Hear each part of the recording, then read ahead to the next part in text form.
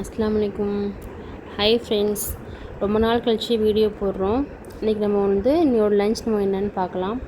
இன்றைக்கி நான் சால மீன் வாங்கி அது கொஞ்சம் பொரிக்கிறதுக்கு எடுத்து வச்சுட்டு கொஞ்சம் ஆக்கிறதுக்கு எடுத்து வச்சேன்.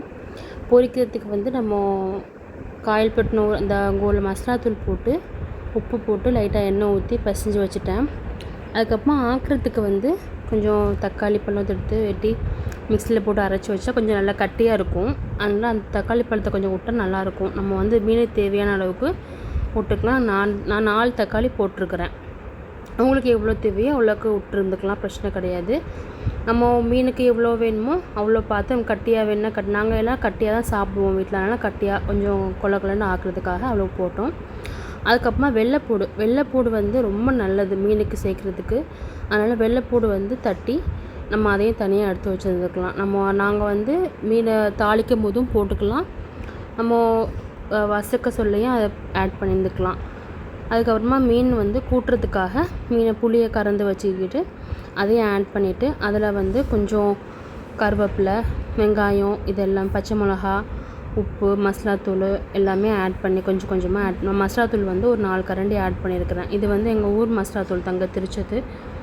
அந்த மசாலாத்தூள் ஆட் பண்ணிக்கிட்டு அதில் கொஞ்சம் உப்பு, வெங்காயம், பச்சை மிளகா, ஒரு 4 பச்சை மிளகா போட்டுக்கிட்டு அதுக்கப்புறமா எல்லாத்தையும் ஆட் பண்ணிடலாம். இந்த சால மீன் ரொம்ப நல்லது உடம்புக்கு. அதனால் நாங்கள் அதிகமாக ஒரு சால மீன் வாரத்துக்கு எப்படியும் ஒரு 2 தடவைக்காச்சும் சால மீன் எடுத்துருவோம். ரொம்ப ஹெல்த்தியானது அது. ஸ்கின்னுக்கு நல்லது, கண்ணுக்கு நல்லது, முடிக்கு ரொம்ப நல்லது. அதனால் நம்ம முடிஞ்ச அளவுக்கு நம்ம சால மீன் பிள்ளைங்களுக்கு கொடுக்கறதுக்கு பாருங்கள். வெங்காயம் நம்ம பொடி வெங்காயம் தான் அதிகமாக சேர்ப்போம். பொடி வெங்காயமும் ரொம்ப நல்லது. அதனால் பொடி வெங்காயம் தான் மீனுக்கு எப்பவுமே பொடி வெங்காயம் தான் போடுவோம். உள்ளின்னு சொல்லுவாங்க. அந்த பொடி வெங்காயமும் அதிகமாக சேர்க்குறது ரொம்ப நல்லது. நல்லா டேஸ்ட்டும் நல்லாயிருக்கும். அதையும் ஆட் பண்ணிட்டு தேவையை தவிர தண்ணியும் ஊற்றிக்கலாம். நாங்கள் கொஞ்சம் காரமாக தான் அங்கே வச்சுருப்போம். கொஞ்சம் அதிகமாக உரப்பு இருக்கும். அதனால் மசாலா தூளும் தேவையை தக்கன போட்டு நம்ம அதை பார்த்துக்கலாம். அவங்களுக்கு கட்டியாக வேணுன்னா கட்டியாக போடலாம், கொஞ்சம் தண்ணியாக வேணுன்னா தண்ணியாக வச்சுக்கலாம். அதுக்கு தக்கன நம்ம பார்த்து நம்ம எல்லாமே ஆல்ட்ரு பண்ணிக்கணும். ஆனால் இதுக்கு மெயின் வெங்காயம், பச்சை மிளகா, மசாலாத்தூள், கருவேப்பிலை, மல்லி இலை, உப்பு இவ்வளவும் நம்ம ஆட் பண்ணிட்டு வச்சிடணும்.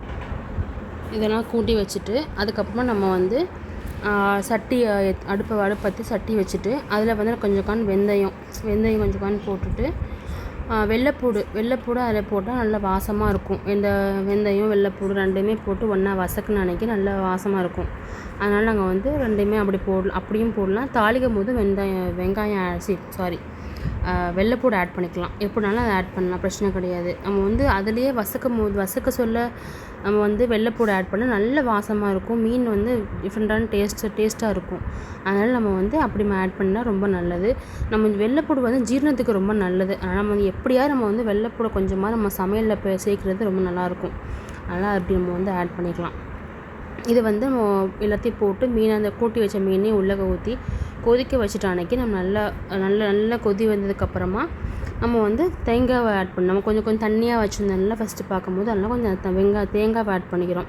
தேங்காவை ஆட் பண்ணால் கொஞ்சம் கட்டியாக இருக்கும். அதனால் தேங்காய் ஆட் பண்ணிட்டு கடைசியாக நம்ம மல்லி இலையை போட்டு கொதிக்க வச்சு ஆஃப் பண்ணி விட்டுருணும். மல்லி இலை நல்லா கொஞ்சம் எக்ஸ்ட்ரா போட்டு நல்லாயிருக்கும். அதுக்கப்புறமா வெங்காயம் தனியாக சட்டியில் எண்ணெய் ஊற்றி கடுகு, வெங்காயம், கருவேப்பிலை 3ஐயும் போட்டு நல்லா தாளித்து அதில் கொட்டி விட்டுடலாம். கொட்டி விட்டால் அந்த தாளிப்பை ஆட் பண்ணதுக்கப்புறமா சூப்பராக இருக்கும். அதுக்கப்புறம் இன்றைக்கி மீன் பொரிக்கிறதுக்கு எடுத்து வச்சுருந்ததை கடைசியாக அதையும் சேர்த்து பொரிச்சிட்டு என்னோடய லஞ்ச் ரெடி. அவ்வளோதான். அஸ்ஸலாமு அலைக்கும்.